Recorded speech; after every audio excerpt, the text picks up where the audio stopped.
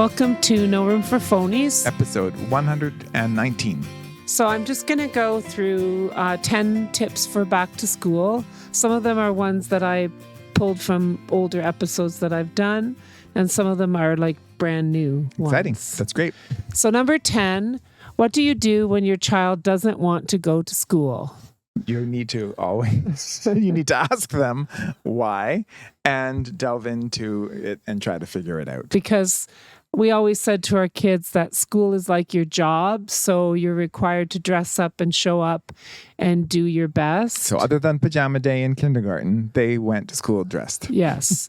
In normal clothes. In normal clothes, yes. And one of the things that's essential to helping children fulfill their responsibilities as students is routine. So routine means proper sleep, nutrition, exercise, appropriate behavior, and health care like vaccines and checkups. And your child, I think one of the conversations that you need to have with your child is that your child does really not need to like or love their teacher every year. It is appropriate for children to learn to work with different types of teachers in different types of learning environments. We all know that not every single person that you interact with in your circle of influence or control is going to be somebody that you necessarily always get along with. And that doesn't mean to say that when there's conflict, you don't want to work on resolving it or talking it out with the teacher, or if there's conflict with another student in the class or something, or the child feels they've been treated unfairly, like, you can talk and figure it out. Yeah, absolutely. And then just a cautionary, moving your child from school to school because they're unhappy is a really dangerous practice because they lose learning. About 2 months worth every time you shift them around. And when they keep moving around and shifting schools, they just never understand that you have to just see something to the clothes. Like you just have to figure things out. Like, and I mean, obviously, solve. If a person has to move because of a parent's job or they change neighborhoods, then you can figure that out. But just to, and even within, like, even from classroom to classroom, just be careful about how much of that you ask for. Yeah. And remember that happiness is a feeling. So finding joy and fulfillment is very important, but that's not dependent on anyone but yourself. And the sooner you kind of take your kids and kind of show them that. Happiness is an ice cream cone. Joy is, figuring things out and doing your best and that sort of thing, not. Right. So number 9, just a little hint about some of the things that you should see in every classroom. So you should see student voice. So that means basically an opportunity for a student to share their learning, effective use of their own voice so they know that they're heard, and it's a physical environment that meets the needs of all students. So there should also be choice, like strength-based learning and choice in what they're learning about, as well as time for reflection for everyone, including the teacher, every single day. And opportunities for innovation, like creating and building and critical thinking. And there should be there should be a demonstration of problem solving or problem finding activities. And these are not just things that you would walk in the classroom and seeing, but if you're asking your kid questions about their day, you can say, oh, did you do any self-assessment? Do you have a portfolio? Like what are some of the things that you did today? Did the teacher ask you to think on what your strengths were today in math or whatever? Right. So, and they should have opportunities to reinvent themselves and improve their grades and see that they're capable and growing. And there should be opportunities for just awe, like genius and inspiration. And there should be learning sounds and learning tools and materials that adapt to students' abilities and growth. Like a clear, compelling relationship to the world that exists outside the classroom. Right. So there should be real life examples on learning. You want to see divergence and diversity. So divergence, straying from the standard straight rows and and divergence in the kinds of conversations that they have, and and that children understand that diversity and divergence is more than just accepting it. It's like really understanding it. Embracing it. And embracing it. And there should be room for failure. So you might, of course, you're not necessarily going to see an F on a quiz posted on the bulletin board, but you want the child to come home and say, well, I made a mistake on this, but I had this opportunity to fix this. And then that the data is actually helpful and helps teachers teach and help students learn, and that students are aware of the data that's being collected on them. And in the end, like when you go for open house and things, there should be good ideas on display that students have come up with. The eighth top tip, so we're going 10, 9, 8, is communication is a two-way street. So as much as you get information from the school, you have to keep track of things and respond back and make sure that, you know, your kids take back the notes and do the things that they're supposed to do, as well as you should be hearing from Right. the team. And even things like something happening in your family's life that throws things Yes. off. You should kind of be able to share that with a key person at the school as well. And I always said to teachers, bad news comes in person, good news comes in writing. So you shouldn't be getting these long notes about every bad thing your kid did all day. Red flag. That's a conversation. So number 7 is just questions to ask your child's teacher. You can, it says before school starts, but I mean, any time that Right. you might be good to just book a little meeting to get to know the teacher initially in the first part of the school year and ask questions. And don't worry if you're the only parent out of 30 who does this. No, it's within their job purview to meet with parents. And don't necessarily get convinced to do it over the phone. Right. You can go in and ask and have a meeting. And if you work, you can say, these are the times that I'm available. I'd really like to come in and meet with you. Yeah. So here's some of the questions. What strategies do you use to handle tantrums or emotional struggles or aggressive behavior? You can ask about what a normal school day looks like, how's food managed and water. You can ask how students are supported who aren't learning or who are not considered emotionally or behaviorally age appropriate. So when your kid comes home and says, well, so-and-so did this and this and this, then you know in your head that the teacher has a strategy to deal with those kids. What are kids expected to do for themselves? What's the best way to contact you as the teacher? What is my role as your partner in my child's education? And how can I work with you to support the classroom and my child and you as her or his teacher? What can I send or not send to your classroom that will make it a better place for everyone?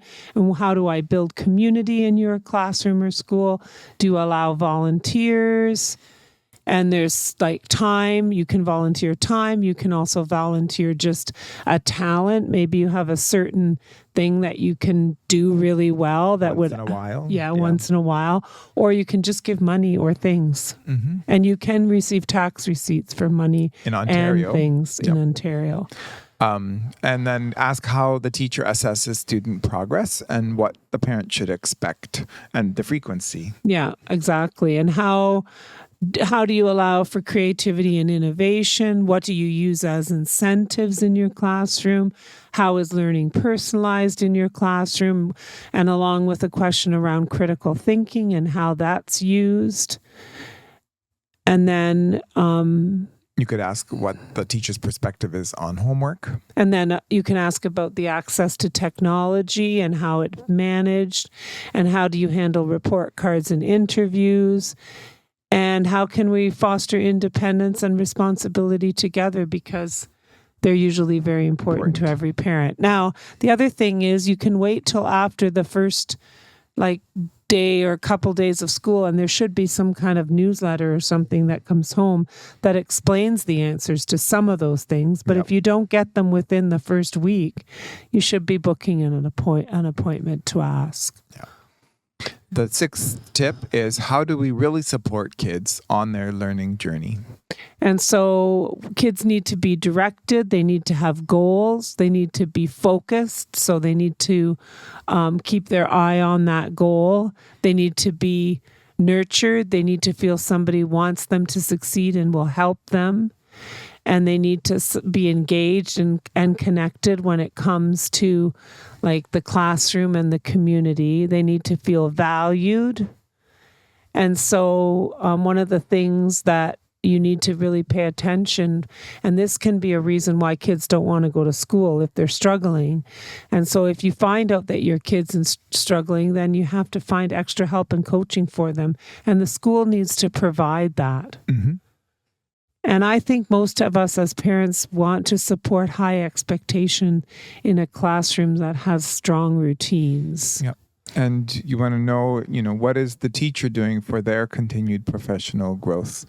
Are there changes? Is there varied instruction? Do they have up-to-date resources and action research and any strategies as well? Yeah. And those are all things like that help you form a partnership with the home. Number 5 is just an easy one. Pack healthy food and snacks and a really good water bottle.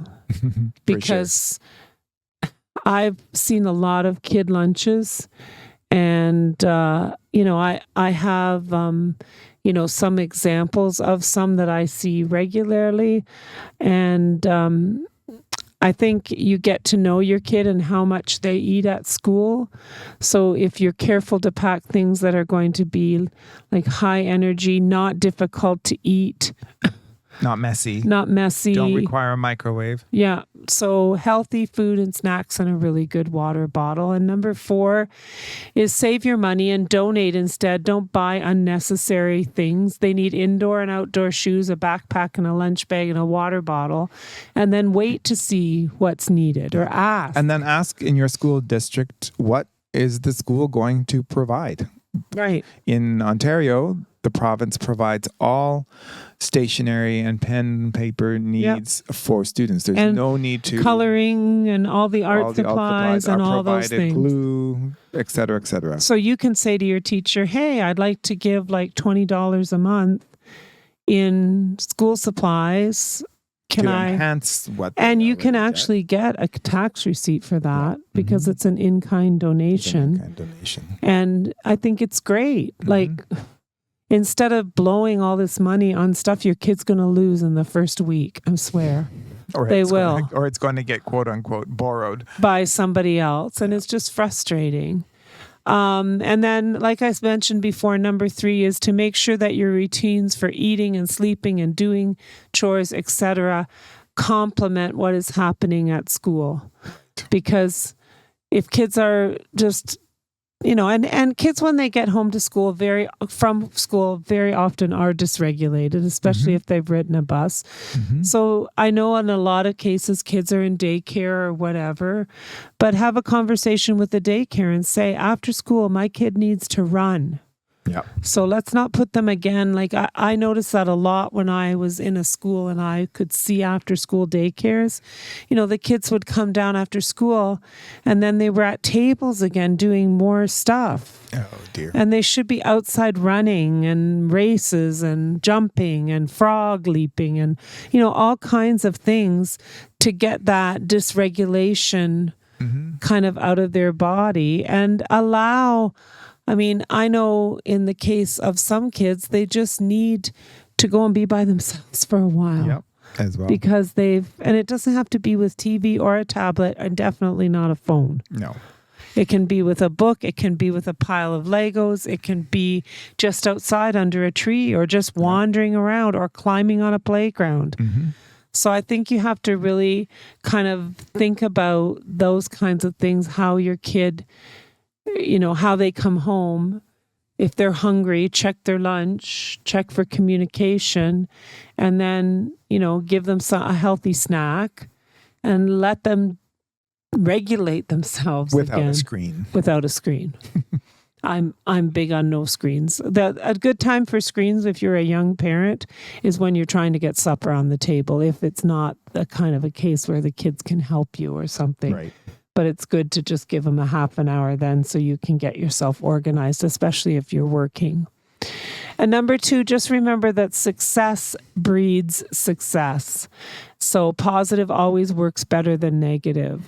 Remember to compliment your child and say how proud you are of them And rather than saying great job about something mediocre, say how proud you are of them for not giving up. Yeah, and growing. And growing. One of the things the other day, we were over at the playground at the daycare because we had Mason and Charlotte, and it just happened to be at daycare time and playtime. Yeah. Anyway, and the daycare teacher said, "Okay, bring in all the balls. We have to go inside now." And this one kid just hopped up. He was quite old too. I think he was 10 or 11, or maybe not quite that old.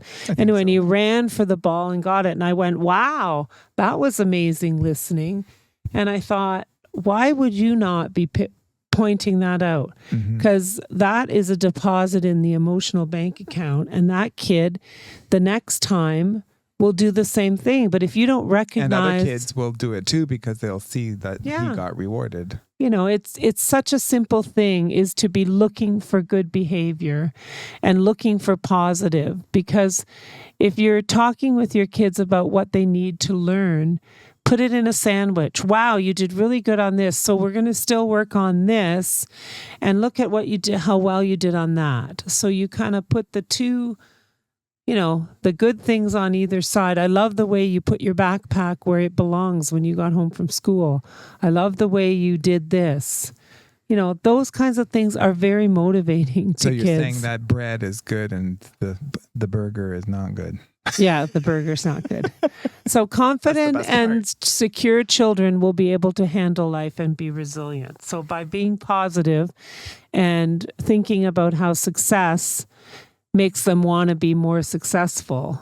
Exactly. Will really help you, especially at the end of the day when you're tired. The number one tip for sending your kids back to school is, before you blame the school or the teacher, make sure you know the whole story.